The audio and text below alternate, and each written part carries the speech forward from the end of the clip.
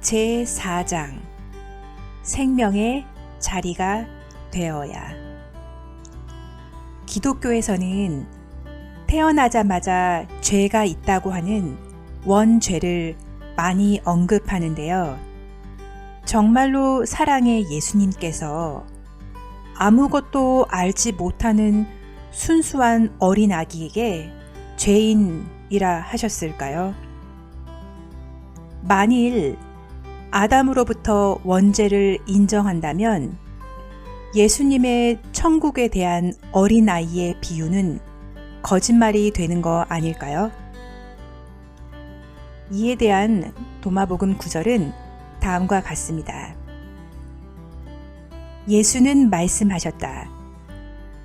여러 날을 보낸 나이 먹은 자도 태어난 지 7일이 된 갓난아기에게 생명의 자리가 어디 있는가 물어보기를 주저하지 말지니 그리하면 그는 살 수 있으리라. 이 부분에 대한 책의 해설을 들어보겠습니다. 나이 먹은 자가 물어볼 7일이 된 순수한 갓난아이는 원죄라는 것을 가지고 있지 않으며 가치가 전도된 생명의 자리이다. 갓난아이는 죄가 없기 때문에 예수가 인류의 죄를 대신하여 죽었다는 십자가의 대속, 죄와 용서의 교리는 의미를 상실하므로 재해석되어야 한다. 갓난아이와 같은 불교의 무아의 자리와 장자의 무기의 자리는 모든 종교의 결론이다. 모든 현상은 참나 안에서 일어나는 불가분의 현현이며 겉모습이다. 갓난아이에게 통합된 존재를 물어보는 나이 먹은 자는 자신의 영원한 본성을 망각한 죽은 자 가운데서 살아있는 자가 되어 죽음에 대한 두려움이 일어나지 않는다. 갓난아기는 지극한 도인 둘이 아닌 하나의 진리를 나타낸다.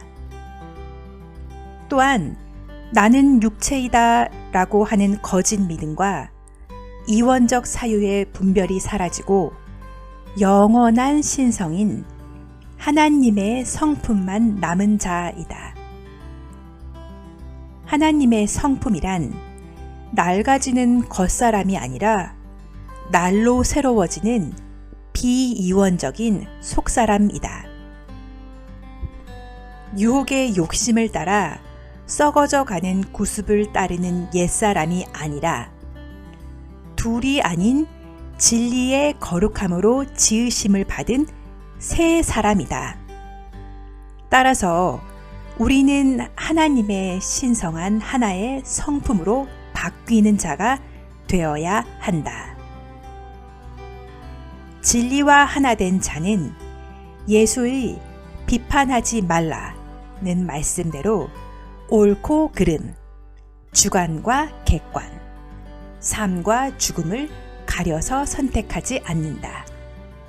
왜냐하면 진리는 상대의 대상이 없기 때문이다.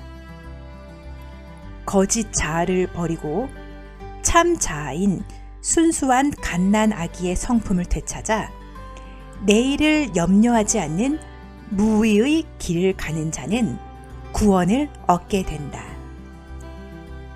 삶을 있는 그대로 받아들이는 자는 하나의 생각에 불과한 죽음도 순수하게 받아들이는 자이며 자유자재한 행복을 누리는 각자이다.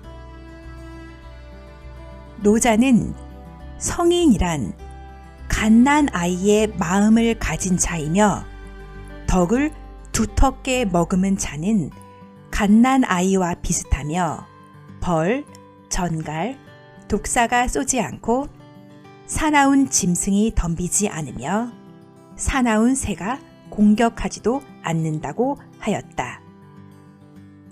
맹자는 대인은 갓난 아이의 마음을 잃어버리지 않는 사람이다 라고 하였다.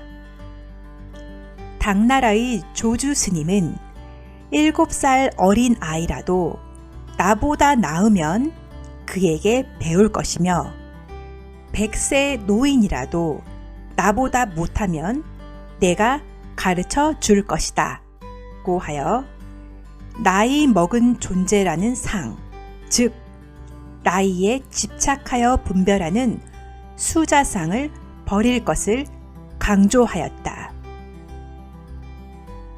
예수는 말씀하셨다. 먼저 된 많은 자가 나중이 될 것이나 그들은 하나이면서 같은 것이 되리라. 이 구절은 신앙생활의 역전극을 암시하는 구절이 아니라 전체로서 하나인 진리는 처음과 끝, 먼저와 나중과 같은 시공간의 구별이 없는 절대 평등한 생명의 자리라는 것이다. 하나의 진리를 깨닫는 경지는 시공간과 양변을 여윈 것이기에 이원성의 분별이 없으며 결국 어른과 아이, 죽음과 생명, 첫째와 꼴찌가 하나로 융합되어 분별이 사라진다. 파도가 그대로 물이고 물이 그대로 파도인 진리의 세계에서는 우는 자는 웃는 자가 되듯이 모든 현상이 극에 이르면 반대를 향하는 원이 된다. 하나가 된 자는 자신의 모든 이원성의 무명에서 벗어나 본래 신임을 깨닫고 모든 존재와 합일한 자이다. 시공 속에는 시작과 끝, 처음과 나중이 있지만 시공을 초월한 절대의 차원에서의 구별은 무의미할 뿐이다. 양자역학의 비국소성 이론도 물체들은 공간과 시간의 제한된 영역에 국한될 수 없다고 증명한다. 예수는 주객을 나누는 구속주라기보다는 우리의 영성을 환기시키는 상기자이며 둘이 아닌 진리, 즉 각자이다. 과정신학에서 하나님은 시원적이면서 결과적이며 시작과 끝으로 세계와 분리되지 않는다고 말한다. 역신학도 선악, 전후는 서로가 갈등하는 실제들이 아니라 상호 의존적인 하나라고 가르친다. 바울은 기독교인이 경험하는 역설적인 음양의 법칙을 우리는 속이는 자 같으나 참되고 아무도 없는 자 같으나 모든 것을 가진 자로다 라고 표현하였다. 따라서 하나인 실상을 보지 못하고 물속에 비친 달과 같은 허상을 분별하여 보는 것, 즉 하나의 진리를 깨닫지 못한 것이 바로 죄이다.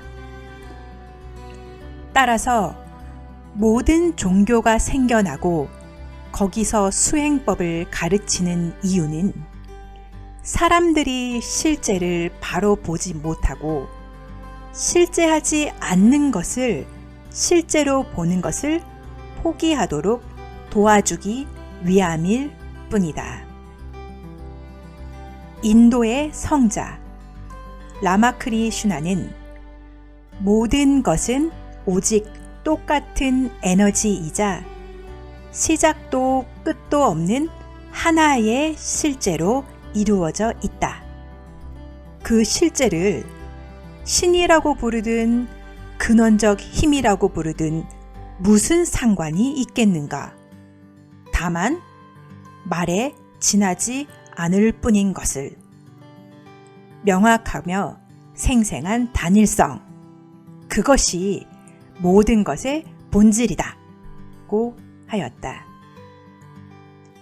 법화경은 시간상 길고 짧음의 구분이 사라짐을, 처음과 끝이 바로 지금의 한 생각에서 벗어나지 않는다 라고 하였고, 또한 화엄경의 법성계는 시간 개념에서의 길이는 부분과 전체가 연결된다고 하였다. 노자는 하나의 도란 종일 보아도 보이지 않고 들어도 들리지 않고 쥐어도 잡히지 않는 통털어 하나이므로 앞과 뒤는 서로 따라다닌다 라고 하였다. 장자도 만물일체이므로 죽음과 삶, 시작과 끝 등을 같은 것으로 여긴다 라고 하여 나누어질 수 없는 하나의 진리를 강조하였다. 따라서 모두 유무상생의 원리와 같이 양극이 하나인 진리를 설명하고 있다. 제5장 천국은 모든 곳에 있나니. 3장에서 천국은 너희 안에 있고 또 너희 밖에 있다고 했는데요. 이번 5장에서는 천국은 모든 곳에 있다라고 말하고 있습니다. 먼저 관련된 도마복음 구절은 다음과 같습니다. 예수는 말씀하셨다. 너희 눈앞에 있는 것을 주목하라. 그리하면 너희에게 감춰져 있던 것이 드러나리라. 또한 감춰진 것으로서 드러나지 않을 것은 아무것도 없도다. 이 구절에 대한 책의 해설을 들어보겠습니다. 너희 눈앞에 있는 자를 주목하라 는 것은 지금 여기에 숨겨져 있는 예수를 깨달아야 한다는 뜻이며, 이때 진리의 신비가 삶 속에 계시된다. 하나인 진리를 자각하는 경지에서 천국에 감추어진 신비들은 모두 드러나게 된다. 창조주라고 하는 신이 그대로 피조물로서 둘이 아닌 진리이며, 천국은 미래의 사건이 아니라 현재의 사건이다. 모든 것이 신의 자기 표현이며 조화로운 천국은 지금 모든 곳이다. The kingdom is everywhere now. 바울처럼 겉사람의 눈에서 비늘이 벗겨져 광명을 찾게 된 자를 영의 눈을 뜬 자라 부르지만, 그렇지 않은 자를 소경이라고 부른다. 내면의 신성을 깨달은 눈으로 이 세상을 볼 때 우리는 병과 고통이 사라진 광명의 실제만을 보게 된다. 형상이 있는 것은 모두 허망하니 만약 일체의 형상이 형상 아님을 안다면 열애를 보게 된다. 우리가 미혹되면 영원한 화막과 같은 진리를 변하는 화면처럼 여기지만, 영안으로는 화면이 신성으로 변한다. 불이 다 켜지면 모든 화면이 사라지는 것 같이 빛의 홍수 속에서 모든 대상이 사라진다. 진리를 깨달은 자에게 이원성인 현상계는 영화의 화면처럼 한 줄기 빛으로부터 나타났다가 사라지는 재미있는 영화인 것을 알기에 자유롭게 오락을 즐긴다. 노자는 어미를 얻고 나서 그 자식을 알 수 있다.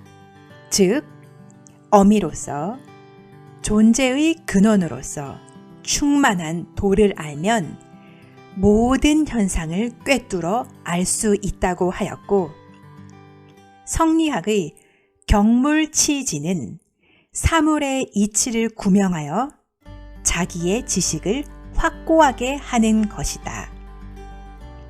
최수운의 동경대전에서는 세상사가 처음에는 전부 부정적으로 보였지만 시간이 흐른 뒤에 생각해보니 이해 못할 것이 하나도 없다. 즉, 아니다. 그렇다는 대긍정을 이야기한다.